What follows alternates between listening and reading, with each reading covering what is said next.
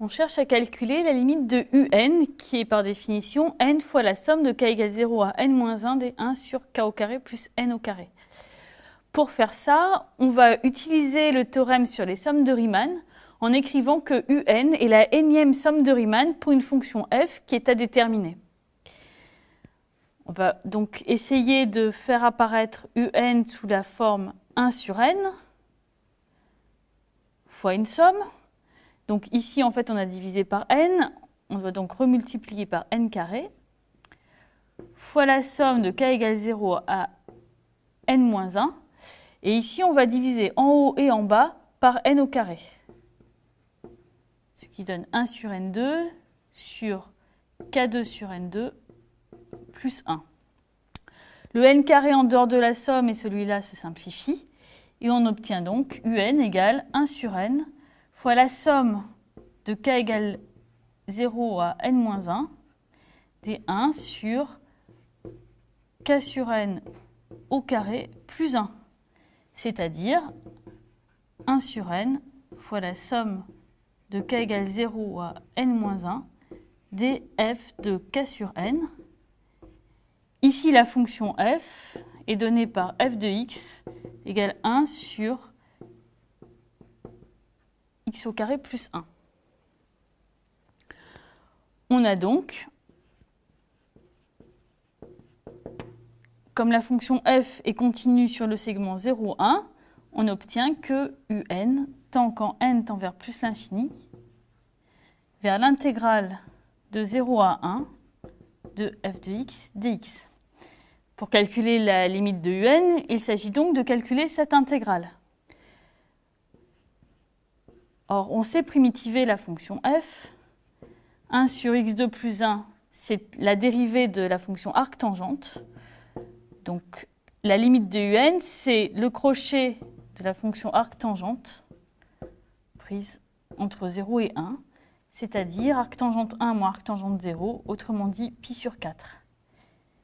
Finalement, on a montré que un tend, quand n tend vers plus l'infini, vers pi sur 4.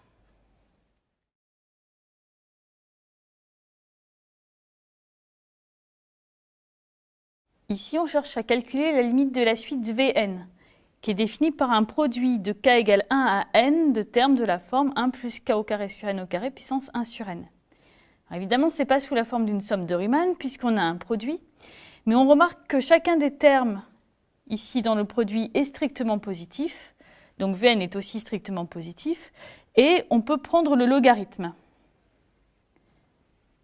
L'intérêt, c'est que le logarithme d'un produit, c'est la somme des logarithmes quand tous les termes sont strictement positifs.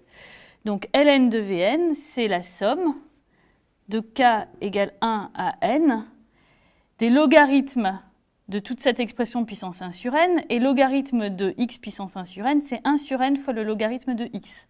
Donc ici, on obtient 1 sur n, ln de 1 plus k au carré sur n au carré, qu'on peut donc écrire sous la forme 1 sur n fois la somme de k égale 1 à n des f de k sur n, où la fonction f est donnée par f de x égale logarithme de 1 plus x au carré.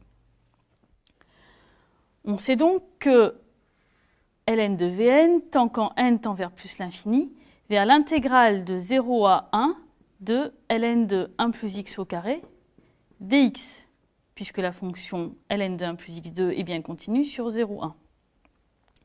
Il reste donc à calculer cette intégrale. Ici, on va en fait utiliser une intégration par partie. On va multiplier par 1, et dans la formule d'intégration par partie, on va dériver le logarithme et intégrer le 1. Donc on pose u de x égale ln de 1 plus x2, v' de x égale 1. Et la formule d'intégration par partie nous dit que l'intégrale de 0 à 1 de 1 fois ln de 1 plus x2 dx, c'est en fait le crochet de u de x, v de x, c'est-à-dire ln de 1 plus x2 fois x pris entre 0 et 1, moins l'intégrale entre 0 et 1 de u' de x, v de x. Alors, u' de x, il faut dériver ln de 1 plus x2. Primitif de 1, ce sera x. Donc, dérivons ln de 1 plus x2, c'est du logarithme, donc c'est en 1 sur 1 plus x2. Et au numérateur, on met la dérivée de 1 plus x2, c'est-à-dire 2x. On a donc ln de 2 fois 1, moins ln de 1 fois 0, ce qui fait 0, moins l'intégrale entre 0 et 1 de 2x carré sur 1 plus x carré dx.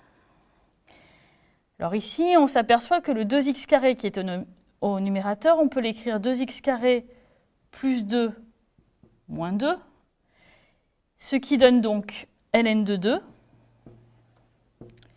moins l'intégrale entre 0 et 1 de 2 fois x2 plus 1 sur 1 plus x2, c'est-à-dire 2,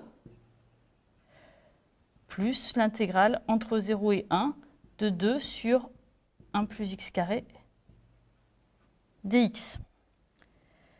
Le 2 ici s'intègre en 2x. Le 2 sur 1 plus x carré, on reconnaît la dérivée de 2 fois arctangente x. Donc c'est égal à ln de 2 moins 2x pris entre 0 et 1 plus 2 arctangente x pris entre 0 et 1. C'est donc égal à ln de 2 moins 2 plus 2 fois pi sur 4. Ça, c'est la limite de ln de Vn. Maintenant, pour obtenir la limite de la suite Vn, on prend l'exponentielle. Et finalement, Vn tend, quand n tend vers plus l'infini, vers l'exponentielle de cette quantité-là, c'est-à-dire exponentielle de ln de 2 moins 2 plus pi sur 2. Alors, on peut un petit peu modifier l'expression, sachant que l'exponentielle d'une somme, c'est le produit des exponentielles. Là, l'exponentielle de ln de 2, c'est en fait égal à 2, puisque logarithme et exponentielle sont deux fonctions réciproques. On obtient donc 2 fois exponentielle moins 2 plus pi sur 2.